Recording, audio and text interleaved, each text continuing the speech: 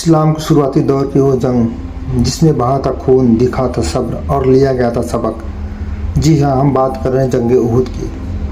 साल था 3 हिजरी का। जंग बद्र के बाद काफिर मक्का को बहुत ठेस पहुंची थी। उनके बहादुर मारे गए थे, उनका घमंड टूट गया था। अब अबू सुफियान ने बदला लेने की ठान ली थी। मक्का से 3000 का लश्कर लेकर रवाना हुआ, तगड़े हथियार, घोड़े, ऊंट और बदले की आग। उधर मदीना में रसूलुल्लाह सल्लल्लाहु अलैहि वसल्लम को खबर मिली और आप सल्लल्लाहु अलैहि वसल्लम ने सहाबा से मशवरा लिया।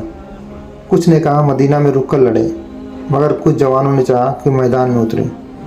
रसूलुल्लाह सल्लल्लाहु अलैहि वसल्लम ने हथियार बांधे और 1000 सहाबा को लेकर जंग के लिए रवाना हो गए। मगर रास्ते में मुनाफिक अब्दुल्ला बिन उबे, ये जो आप मैप में देख रहे हैं, ये जो ब्लैक निशान है, ये अब्दुल्ला उबे के लोग हैं। जो 300 लोग थे वो यहाँ से वापस लौट गए थे। और अब यह जो हरा निशान है, और अब बाकी बचे 700 सहाबा जो मुसलमान बचे थे, उन्हें हमारे नबी सल्लल्लाहु अलैहि वसल्लम लेकर जंग में गए। और बाकी बचे 700 मुसलमान और उनके सामने 3000 का लश्कर। रसूलुल्लाह सल्लल्लाहु अलैहि वसल्लम ने सहाबा को पहाड़ी के पास मोर्चा संभालने को कहा।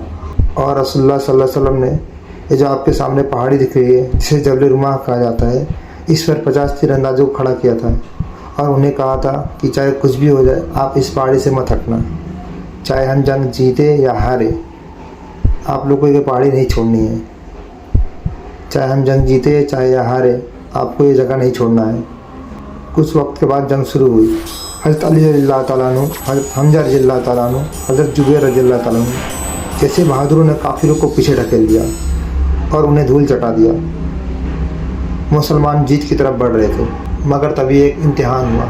उन 50 सहाबा कराम ने सोचा कि जंग तो ख़त्म हो गई है। उनमें से बहुतों ने अपनी जगह छोड़ दी और माले गनीमत के लिए आगे बढ़ गए।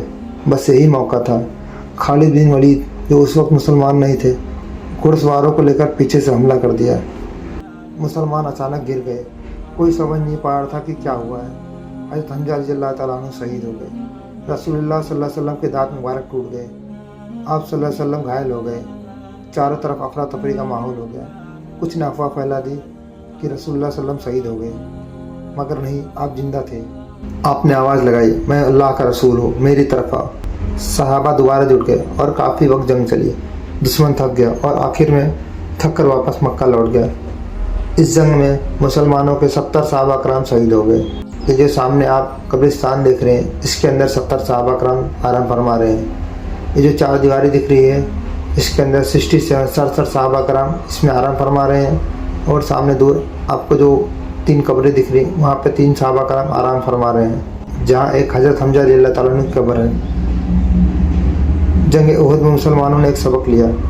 सबक ये था, नाफरमानी का अंजाम क्या होता है, सब्र और इत्तेआत का क्या मोल है, और सबक की रसूलुल्लाह सल्लल्लाहु अलैहि वसल्लम की हिफाजत के लिए जान भी कुर्बान करनी पड़ती है तो कम है।